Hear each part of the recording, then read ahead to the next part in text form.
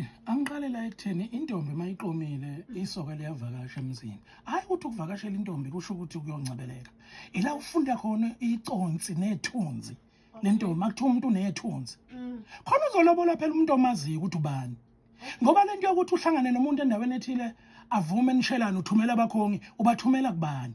Yizo-ke lezi zinto intombi ungazange uyibone uyivakashele ukale ngisho isikhathi ukuthi mawufika usuthumele ukuthi usukhona isikhathi siba ngakanani ngaphambi kokuthi ulindile abantu abangumthelela kakhulu abanaka noma abakhocha noma abaqaphelisa izingane zabo abantu abazali intombi ngoba umama uthetha manje ethi hey kunini umuntu lapha ekubizile sekuze kwanetha ngisho izulu wenza kancane niyothi niyaliwa nithi nibulewe kanti lobunokwe benu omama bahlale beseduze kwengane zabo Zimephi sikhule ukuthi wakhona isikhathi somncaka uyawazi umncaka hayi ukuthi ezinye izinto zifuna imali mhlawumbe abantu bacabanga lokho lutho intombi ifunda ibuke la iqome khona kubo wesoka itheze izinkuni ithi lesalukazi sihlala sodwa ihambi yocanda izinkuni ehlathini ithuma intombi zihambisa izinkuni emzini